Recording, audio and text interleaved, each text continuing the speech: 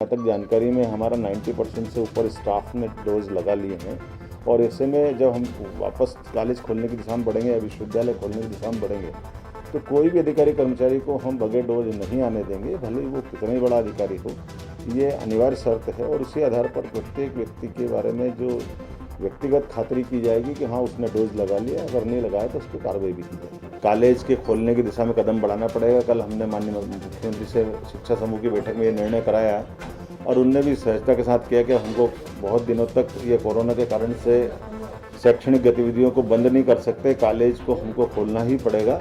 और यही कारण है कि हमने कल जब हमारा प्रेजेंटेशन किया उसमें जून और जुलाई में स्नातक और स्नातकोत्तर स्तर किया था, अर्थात यूजी और पीजी की परीक्षा के उपरांत अगस्त में एडमिशन की प्रोसेस चालू करते हुए अगस्त के सारे एडमिशन के प्रोसेस करने के बाद सितंबर से शैक्षणिक सत्र विधिवत रूप से चालू कर दिया जाएगा। लेकिन इसमें कोरोना की गाइडलाइन का पालन जरूर करेंगे। जैसे हमारी 50% की छात्र संख्या के आधार पर हम उनको कॉलेज में बैठने के लिए ऑफलाइन पढ़ाई चालू करवाएंगे। साथ ही साथ वैक्सीनेशन के दोनों डोज लगने के लिए उनका अपना सर्टिफिकेट जो मोबाइल में होता है वो लेकर आने की बाध्यता होगी। 2 डोज के बाद ही हम उनको आने के लिए अनुमति देंगे। साथ ही साथ जो हमारा शैक्षणिक सभी स्तर का स्टाफ, चाहे शैक्षणिक स्तर का हो या गैर शैक्षणिक स्तर का, सारे जो आने वाले हमारे कर्मचारी अधिकारी रहेंगे, सबको पर्याप्त रूप से इस कोरोना के बचाव के संसाधन का उपयोग भी करना पड़ेगा।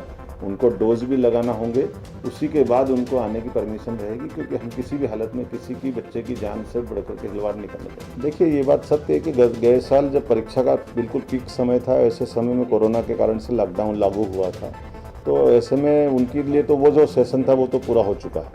लेकिन अभी तो सेशन स्टार्ट ही नहीं हुआ। अब सेशन स्टार्ट होगा तो जैसे ही सेशन स्टार्ट होता तो ये सारी बातों पे हम गौर करेंगे। अगर प्राइवेट महाविद्यालय, प्राइवेट विश्वविद्यालय किसी प्रकार की अनियमितता करेंगे तो उनके खिलाफ कठोर कार्रवाई करेंगे। लेकिन ये भी बात सही है कि हम सब अब इस कोरोना के साथ जीने की आदत डालना पड़ेगी। हमको शैक्षणिक सत्र अगर सामान्य करना है तो हमको अपने कठोर कदम भी उठाना पड़ेंगे और आवश्यक सावधानी भी रखना पड़ेगी। मैं आपके माध्यम से भी अपील करता हूँ कि चूँकि आने वाला शैक्षणिक सत्र में हम जब अपनी इस सब कुछ व्यवस्था को सामान्य करने जा रहे हैं, ऐसे में प्रत्येक व्यक्ति जो अपने जीवन को भी बचाए, दूसरों को बचाए, इसलिए आवश्यक सावधानी रखे। लेकिन वैक्सीनेशन कंप्लीट करा ले, परिवार के साथ रहने के लिए भी हमको ज़रूरी है। और शैक्षणिक स्तर पर अगर वो महाविद्यालय परिवार से जुड़ करके आता है, ऐसे में वहाँ के लिए भी ज़रूरी है। उम्मीद कर रहे हैं कि हम और आप मिलेंगे तो निश्चित रूप से ये शैक्षणिक सत्र सामान्य भी होगा। लेकिन मुझे इस बात का संतोष है, पूरे देश में एकमात्र मध्य प्रदेश है जिसने अपनी परीक्षा ओपन बुक परीक्षा प्रणाली के माध्यम से बगैर जनरल प्रमोशन दिए सभी स्तर की परीक्षा कराने में हम सफल हो रहे हैं। जून के महीने की लास्ट चल रहा है।